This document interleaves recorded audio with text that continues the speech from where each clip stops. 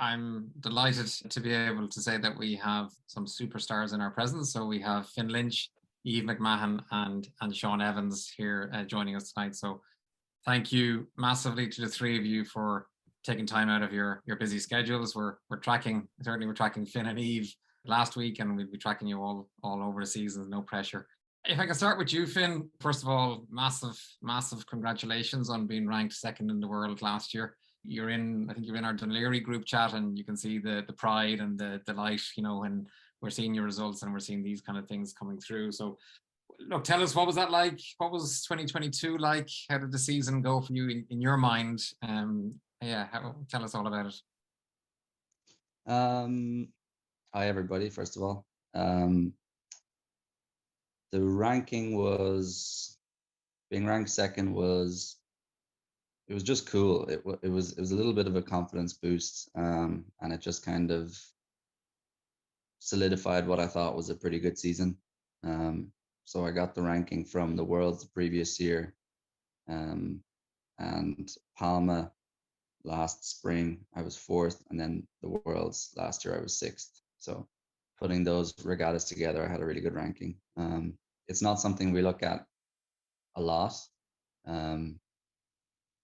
It only really helps with kind of sponsors and stuff. But yeah, it was just nice. It's just cool to be ranked second in a really hard fleet. Since then I've dropped to fourth, so I have a few regattas coming up, and I need to get a few good races. Yeah, the season was good. Yeah, like I said, I had those results, and I think we together with my coach and support team, we really kind of nailed down on a few things a few gaps that I need to close to really be a contender at the Olympics. So yeah, it was really good. Yeah. Next week I'm off to Palm. I had Europeans last week, which wasn't a great regatta for me, but had a lot of ups and downs and adversity, and there was protests, and there was a strike in the middle of the regatta, and we were using electronic marks, and at one stage the marks just started to move in the middle of a race. Bit of a mad week, but I ended up finishing 10th, which was the best I could really do going into the last day. And getting 10th is getting me into a funding bracket, so I was happy to end on that note. So yeah, and Palma next week, which is a World Cup, another regatta with 180 boats, and then here, which is another big regatta. So we're full on.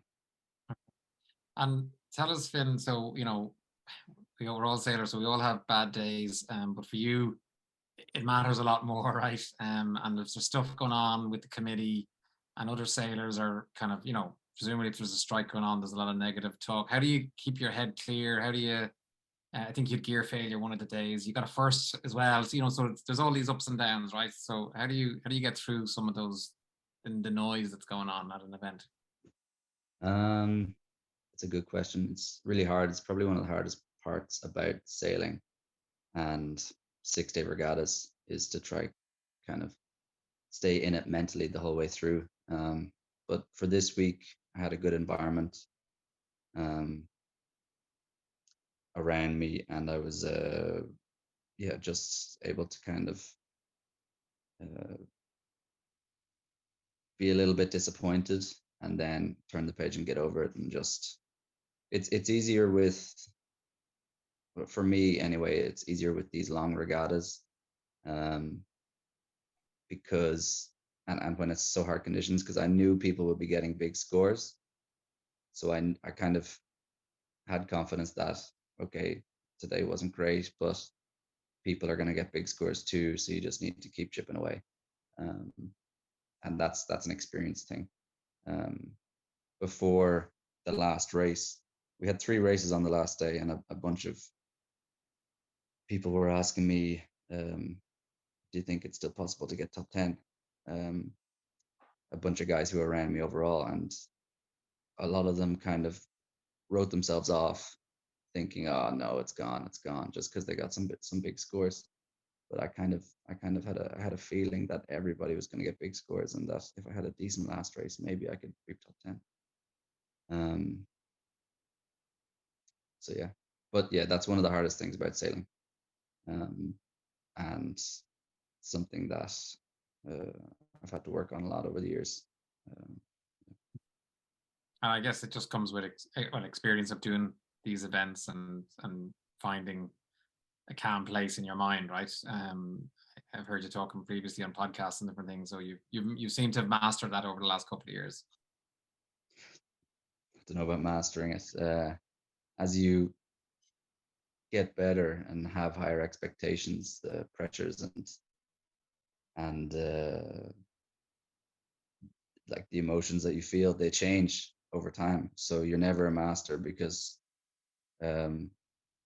you might think that you've cracked the code mentally for laser sailing, but then you'll change and adapt, and your standards will get higher, and you need to keep learning. You've never cracked the code. You've mentioned a few events that are coming up in the next kind of month or two.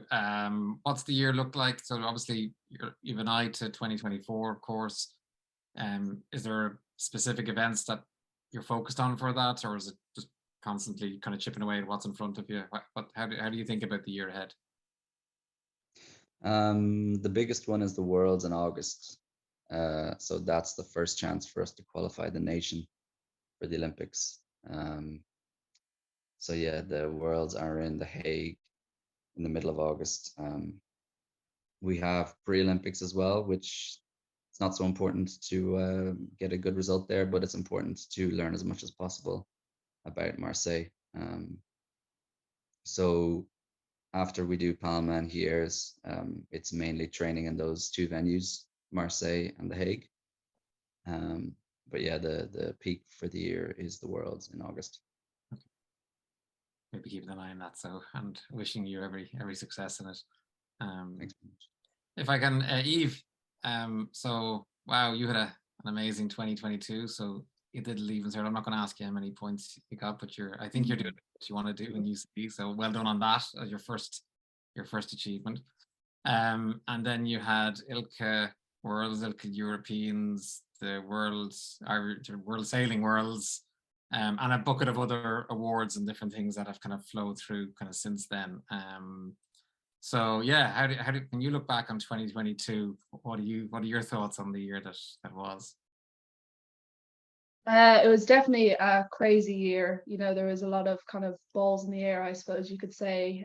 Just trying to get into the course that I wanted to, have a good leaving cert in the process, pass my driving test, all those kind of stuff that you kind of just standard things that you have to do, and you know, keeping my fitness up as well. It was definitely a very tough year because I had to kind of give up racing, like sailing racing, for a good bit, just because there was so much of a timing issue with that. But just trying to just keep my fitness up as much as possible, so I'd be ready to kind of hit the ground running when the events did come. So thankfully, when all the kind of theory stuff with the leaving cert and all that was done and dusted, I just went into my youth events kind of with no expectations whatsoever, and to come out of the way I did, you know, it was an amazing feeling just to know that how I went about things was the right way. And obviously that was my last year in the youth fleet, so I couldn't have ended it in a better way, to be honest with you. So I was really happy with the whole way through with the year. So yeah, it was an amazing feeling all in all. Yeah, as we talked about your first and second event last year around the fleet, it was I think you might have said it, but also this kind of recognition that you, as you say, you went in probably without expectation, just on the leaving cert, which is, you know, one of the biggest things you do in your life, and then you were straight into these kind of world and European events. Like for you, like have you discovered that mindset is very important in terms of, you know, not having expectations, or how are you now mentally kind of prepping yourself for events? Yeah, well, I think for those events, especially because I hadn't sailed in the youth fleet for a while, I had no comparison against any of the girls who I was sailing with. So I personally put no pressure on myself, just going into it. And I think, you know, having that has kind of taught me a lesson for future events, that, you know, the only pressure that's on yourself is just from yourself. So I think it's just really important, you know, to block out kind of articles that are written about you and media stuff as well, because I think it can have a huge kind of bearing on, you know, the perspective and the attitude that you go in towards an event. And I kind of didn't have any of that, because I was kind of, I suppose you could say I was kind of the underdog, because no one kind of saw me in a while. So I think that was absolutely huge. And it's definitely a lesson I'm going to take in for the rest of my career. Yeah, okay, very good. And so you now stepped in fully into the senior fleet, and again, congratulations on making that. And I think you're on a funding tier as well, etc. So, you know, we're all looking and saying, yeah, this great progress, and you're making all the right steps. I'm guessing it's been interesting and different, and maybe even challenging, because it's the standard is much different right now as you're in with the senior lady. So what's that been like? Yeah, I've sailed in the senior fleet since I was 15, but obviously kind of when you're kind of younger, again, you've no expectation and you're kind of just getting used to the jump in standard of the fleet. And now that I'm a bit older with a bit more experience, you obviously want to be doing a bit better when you're in the senior fleet. And to be honest, I just absolutely love it. Although it is a really challenging experience, it's just amazing to be, you know, lining up on the start line with Olympic gold medalists and all that kind of stuff. So, you know what, I'm taking every event as it comes. I'm trying to suck up all the wisdom of the Olympic girls. And although it is a big challenge, I'm absolutely loving just racing against them, trying to give as much of a challenge as possible to them. And yeah, just learn as much as possible. Yeah, and look, you're obviously have an eye to Paris 2024 as well, and you're in UCD, and I'm guessing, you know, you're a full-time student, right? So I think you're on the Ad Astra program. So maybe tell us, I think people might be interested in what that's like and what it's like trying to be a full-time sailor and a full-time student. I think people would love to hear about that. Yeah, I think it is really important to kind of have, well, for me anyways, I think it's really important to have something kind of, I suppose you could say, normal in your life, something that like a normal average person would be doing. Not a lot of people are trying to qualify themselves for the Olympics. So I think it's just really nice to kind of be in an environment where you're with your peers, you're doing kind of normal stuff that I suppose a teenager would do. But also in terms of the balancing, I think it's really important as well to be able to have college work to just completely turn off from sailing.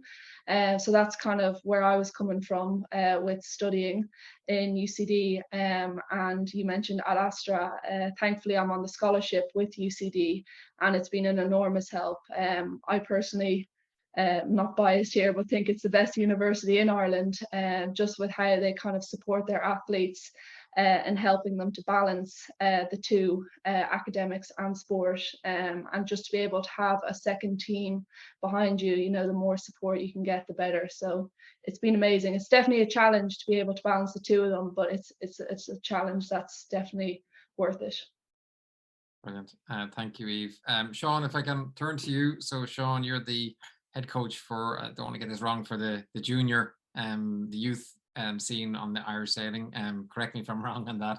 But I guess what I wanted to chat with you about was, again, for our younger members and their parents, is maybe, because I think there's been some updates to it in terms of the ISA pathway for youth sailors, in particular for the laser fleet or the ILCA fleet.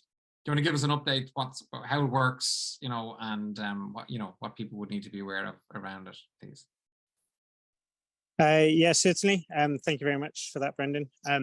Just to correct you a little bit, though, I manage the youth and junior programs. So we have our warriors on the ground, like Milan, who run the ILCA Academy, and then we have Liam Glynn, I'm sure a lot of you guys know, who run our junior topper and ILCA 4 programs.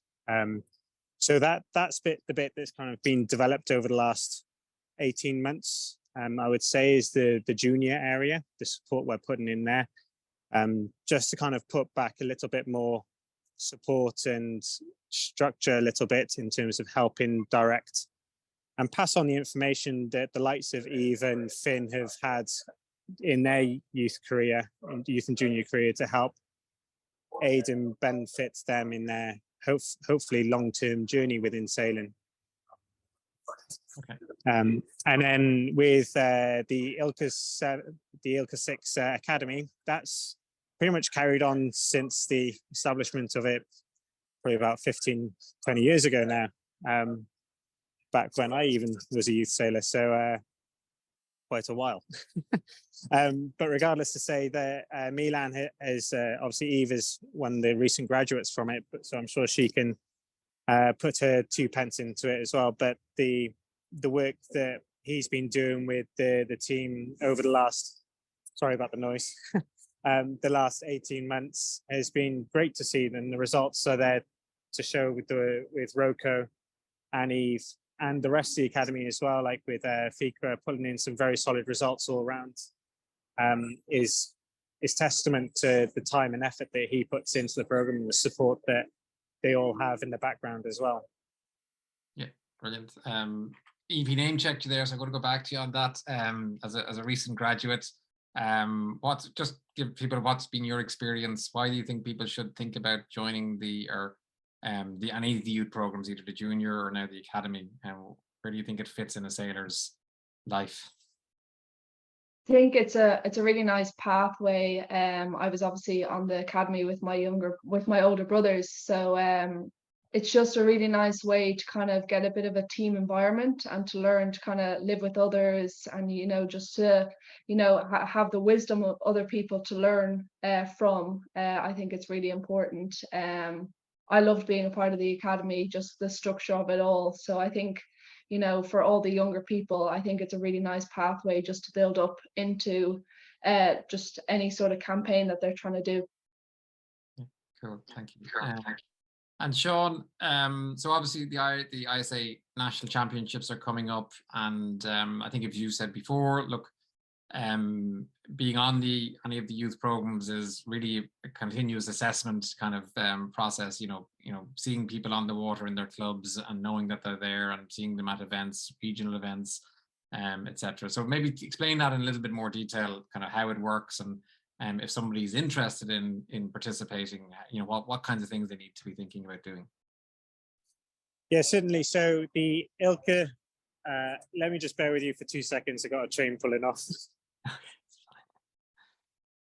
I think the noise cancellation is working fine, Sean, actually, so we're not hearing it.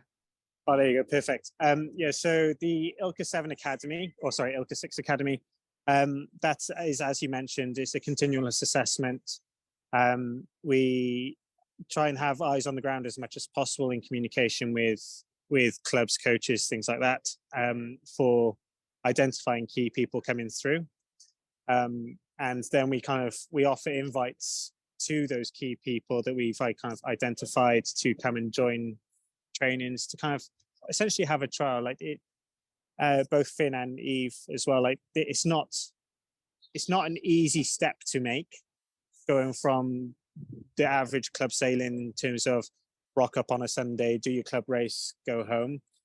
It is quite demanding, and it's structured that way on purpose, because it's essentially, we use the academy as a stepping stone to the senior program in terms of learning how to actually campaign, learning how to be an athlete, learning how to look after yourself in every manner. So I think that's one of the major parts for the academy. And so it is quite a selection process to actually get into it, but the eyes are everywhere that we have. We're not just got our blinkers on with the sole members on the team. We are continuously looking around and out there for stuff. In terms of the junior squads with the top of the ILCA 4s, it's a slightly different approach. It is a selection process. So we have the youth nationals coming up is one of the key selectors for our summer team.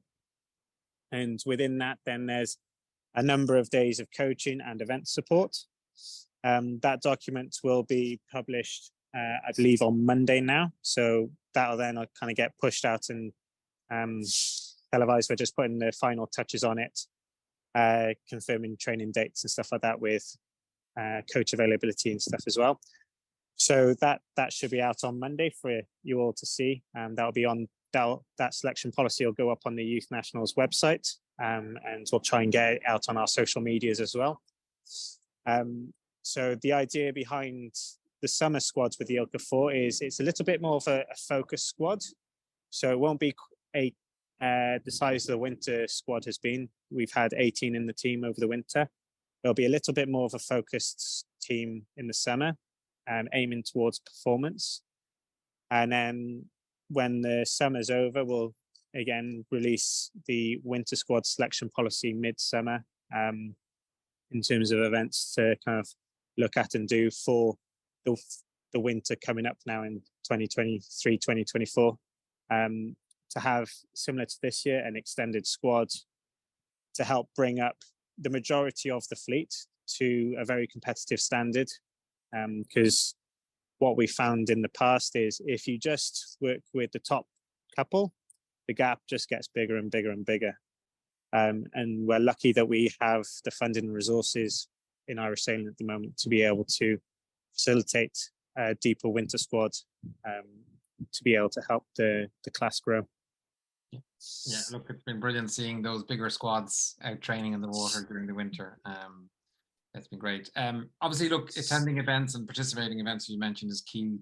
But are there other things that you know, if somebody who's, let's say, in an ILCA 4 and they're saying, look, in terms of my training, my diet, you know, what would you be saying to somebody who's ambitious and eager, in addition to doing the events? What kinds of things should they be thinking about doing? I suppose the major thing is switching your focus from it's just sailing to actually it's an athletic sport as well. Our senior guys like Eve and Finn, they put in almost 30 hours or 24 hours of sometimes like land exercise to then complement their sailing. So the Laser is a very, very physical boat, as you all know. You can't just rock up and expect to hike for however long it is that day, and be able to perform and make the tactical and strategical decisions at the same time. So the biggest emphasis might be a bit of a short turnaround now before the Youth Nationals, but certainly in the lead up to the summer. A big focus could be your fitness, making sure that you're also doing it sensibly. If you're you've just transitioned out of an Optimist topper into the ILCA 4, you're still probably quite young. So lifting weights and things like that is maybe not hugely advised, but under the correct guidance, you can do it. And I'd say more so working on your core stability. So simple core routines. There's plenty of data out there and videos and things like that on YouTube that you can kind of tap into. The expertise that like your training officer like Aisling Keller has, she's been through all this as well. These are key people that I'm sure wouldn't mind being contacted for some extra information and stuff like that. But the core and fitness aspect of it is one of the big things. The nutritional side, well, you got to keep growing if you're at that age. So I wouldn't bother. I'd never say to someone to restrict your diet in terms of trying to keep the weights. Like if your body's naturally growing, let it grow. And then make sure you position yourself in the right boat at the time. And then the other one is the simple things as a coach you'd think of, and maybe even Finn and Eve hopefully think of, is just the local knowledge at the venue that you're going to. So for example, you've got the Munsters down in Baltimore just before the Youth Nationals. Just having a little look on Google Maps and just kind of having a look, right, well, if the wind's coming from this direction, what could be the general patterns over the land? Like you've got a couple of valleys there, you've got an estuary, you've got like the topography can have a big effect on the way the wind blows. So pull up Google Maps, pull up a a chart or something like that, that you can see what the water depth, the current systems could be like. That'll only take half an hour just in the evening. You can just do it on your phone if needs be, and just gather a little bit of information in terms of, right, where's what the tides are doing during those days, the race, when racing's planned, and what typically could be expected in terms of wind conditions. So I think those key areas, fitness, making sure you're healthy, and doing a little bit of event preparation can go a very long way, as just the simple steps that you have complete control over. Yeah, Sean, thank you. Finn, if I can go back to you and maybe broaden out that question a little bit in terms of, Sean talked about knowing the race course and prepping a little bit around that, but let's say on the morning of an event, because we're all going down to Baltimore, a lot of us are going to Baltimore and the Youth Nationals the week after. What does your morning look like? How do you get into the right frame of mind? Like, what are you having for breakfast? Like when you go down to the boatyard, where's your head at? Are you chatting to everybody, or are you in the zone? Like what does your race day kind of morning look like?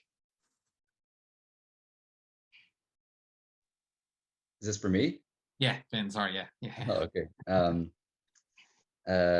Race day morning. For me, I make sure I eat enough, and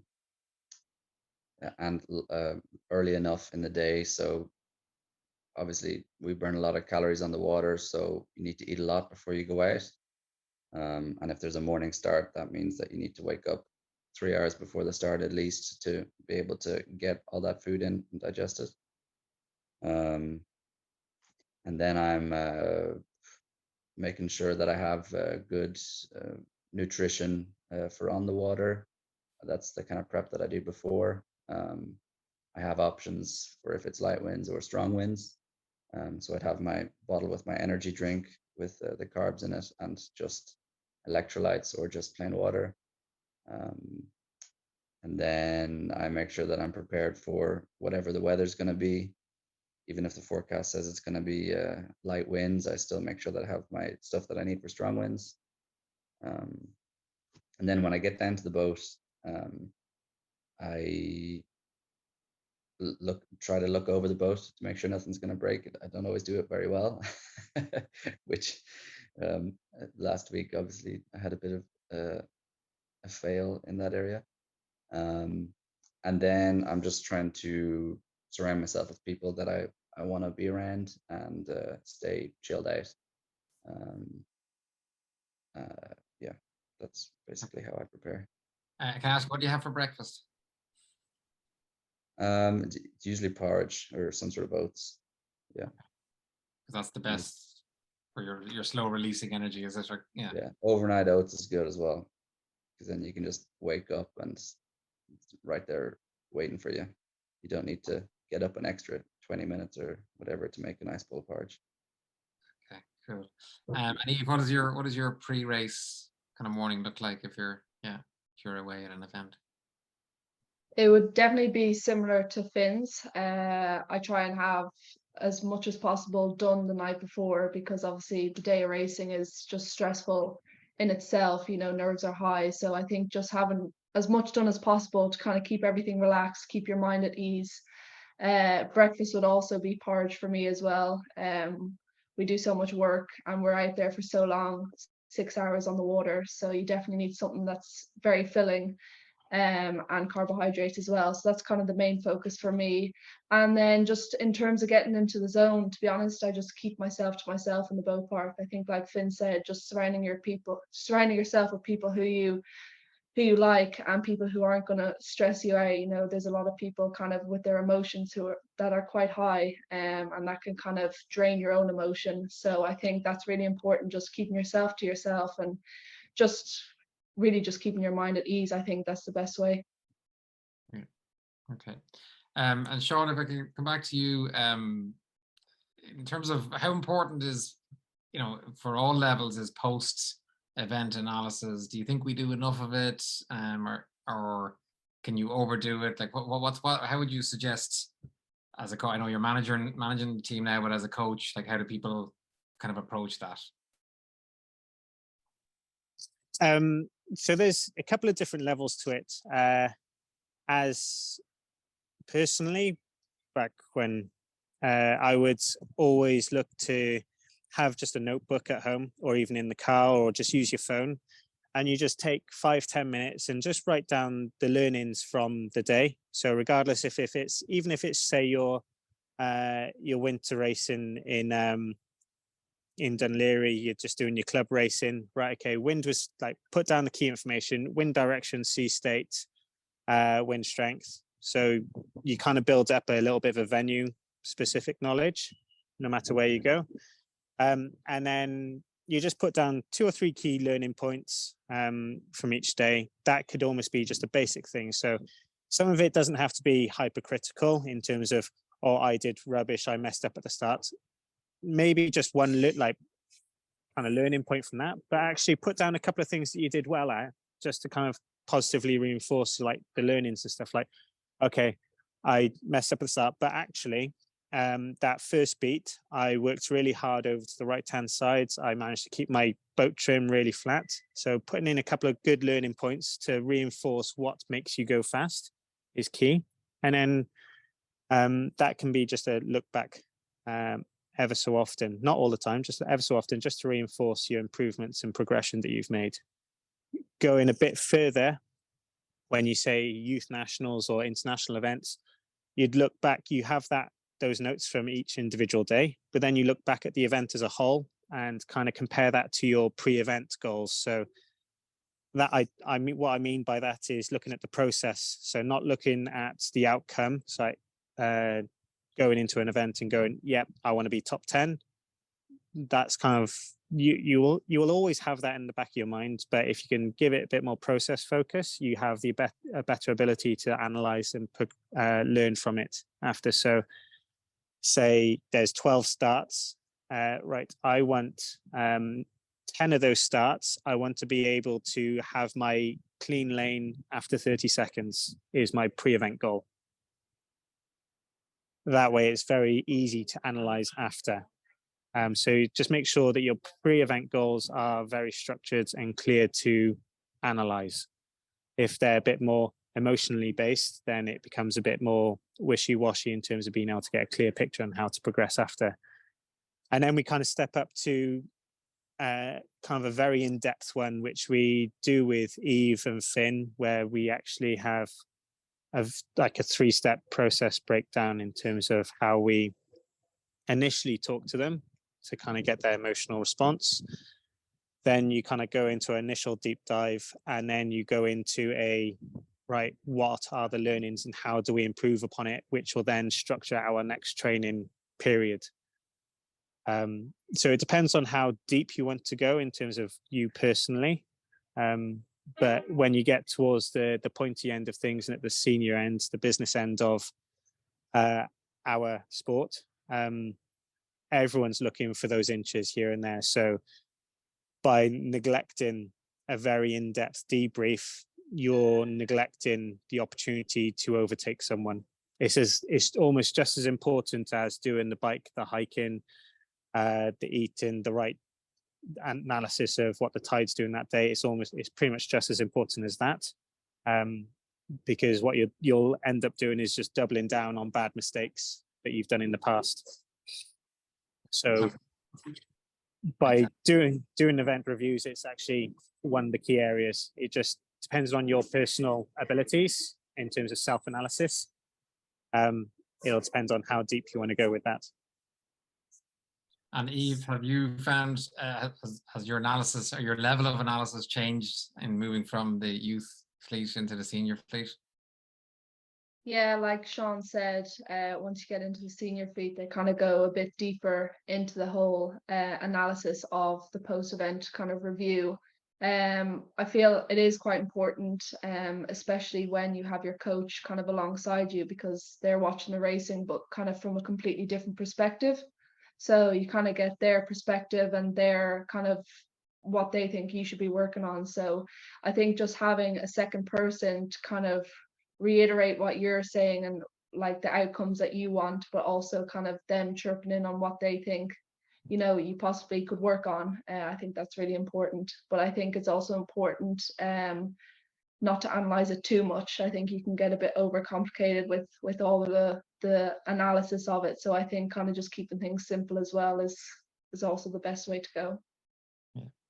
And Finn, you're at the stage, well, from the outside looking in anyway, you know, where you're looking for marginal gains, right? You're looking for the 1% improvement in probably some kind of small areas. So or has it changed? Is it the same from when you were just starting the senior fleet and now you're a much more accomplished sailor? Has the analysis changed? Yeah. The better you get, the longer you do it, the more specific you can be with debriefs and things that you want to work on in the next trainings. We were actually talking about it today. High performance sport is, a lot of it is about who can learn the quickest, who can learn the best. So we do debriefs. We do in-depth debriefs after every peak event, and then after every other event, I do one just with me and my coach. And yes, it's hugely important to just as a mindset as well, just to constantly be trying to get better, trying to search for the things that you can improve. And if you sit down and think about it, you never sail a perfect race. So even if you win the race, you definitely could have had a better start or better positioning, or you know, my legs are hurting quite a bit. I could have been a bit fitter. So it's important to be very honest with yourself. Yeah, that's one of the most important things if you want to keep improving. Yeah, learning doesn't stop, right? Yeah, no matter how good you are, or maybe you think you are, yeah, etc. Yeah.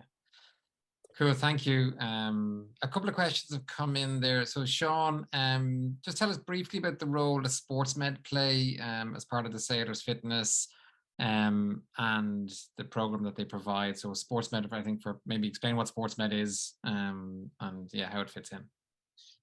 So SportsMed is our S&C and physio support within our team structure, both all the way from youth up to the senior guys. We've been working with them for a decade or so now. So you have a good knowledge of what is involved for sailing. The main purpose of them at the youth level is to create rounded athletes. So during their growth spurts and getting used to the training load, it's very much around injury prevention, making sure their bodies are balanced enough to get the most out of what their potential is. There's no point in having the best sailor in the world if after one race they're dusted. So, and it's also no point in having the fittest person in the world if a week later they're injured. So it's very important to have a kind of a two-pronged approach in terms of getting fitter, stronger, but also balanced.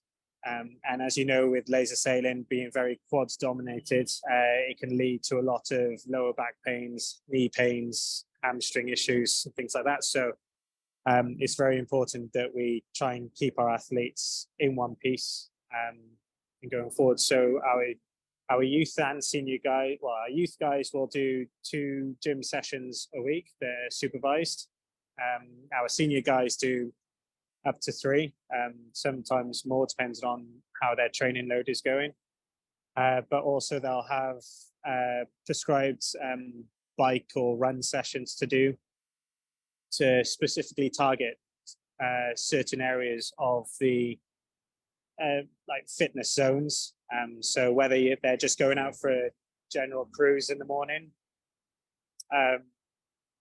to just build the base nice and easy, or whether it's or maybe a recovery ride during a busy training / event, or whether it's actually going out and going through the paces, through the heart rate zones, making you sweat hard to actually feel what it's like to get your heart rate up to that and then recover quickly.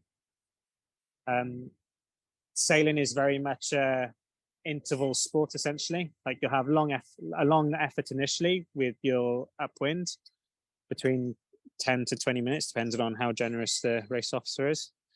But within that, there's tacks. So you're going from a static hold, sometimes with the explosive movements of going over waves, to then an explosive tack. So from a static hold to an explosive maneuver, to then completely, well, not completely resting your legs, but the pressure is slightly off your legs in terms of the reaching and downwind, but then it shifts completely to your upper body in terms of being able to move and get that sail trimmed correctly. So trying to create an all-round athlete is essentially what they do, and also assist within injury prevention, return to sports protocol and stuff like that as well. So any of our athletes that have injuries, first port of call is sports med.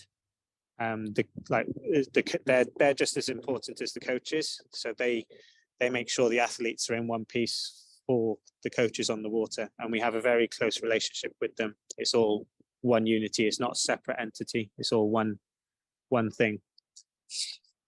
Brilliant. Thank you, Sean. Yeah. Thank you. Sorry. Maybe two more questions, and then we let you guys go and stock up on carbs, whatever you need to do tonight. But so one from Colin. Well done, Finn and Eve, on a fantastic 12 months, and indeed for a longer journey.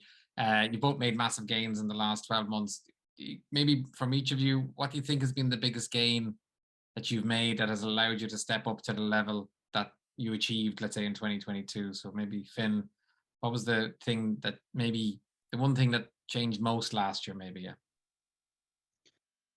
There's no real simple answer that I changed anything. I think it was more of a culmination of experience and just a bit more confidence in my sailing.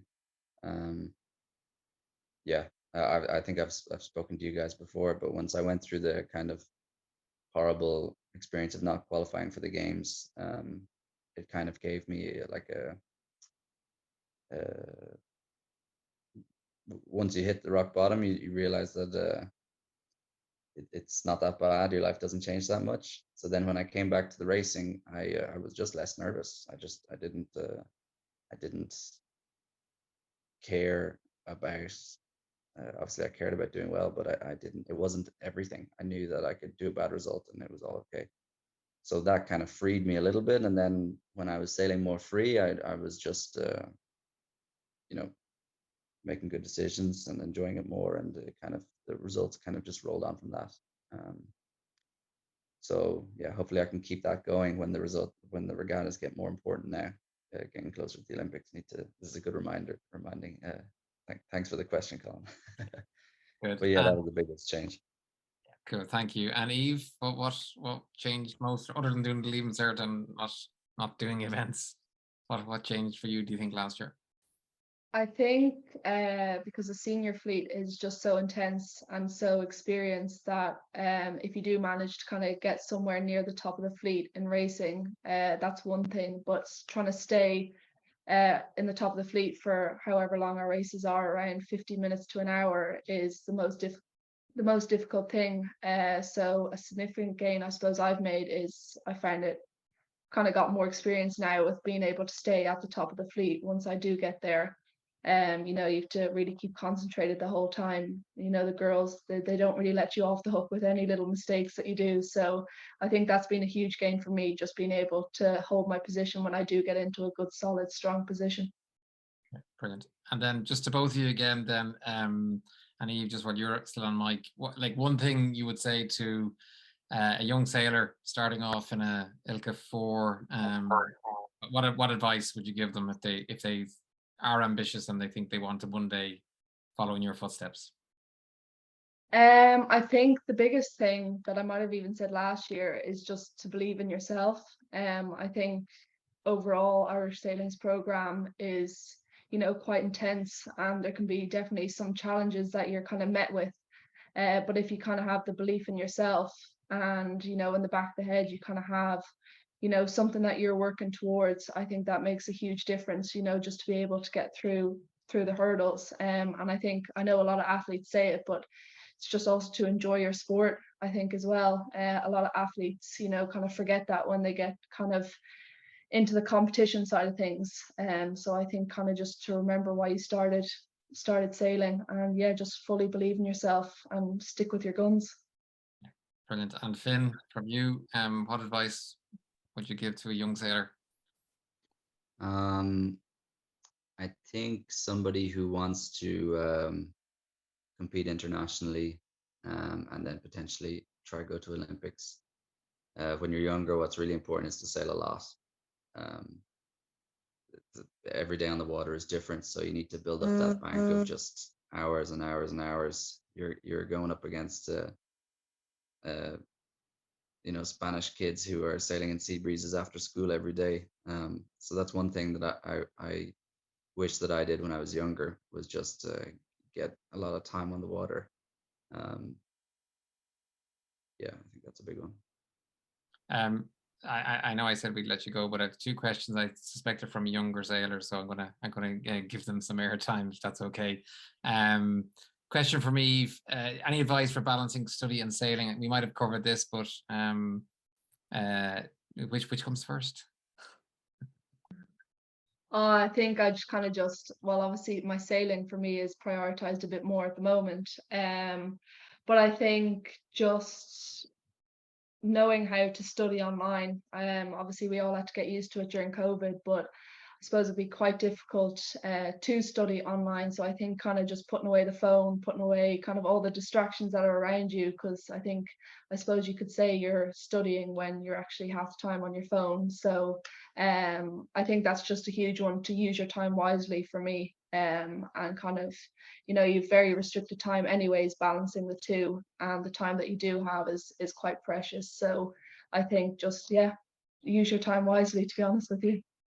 Yeah, cool. And I think we've answered this question. I think you've both done a great job in answering, you know, does your mental well-being at the time of racing affect your event? And I think Finn, we've talked about it before, and Eve, you said it as well, about where your head's at, and your sense of either confidence in yourself or being free from the pressures. Is there anything else, yeah, you want to say about that? I think on that,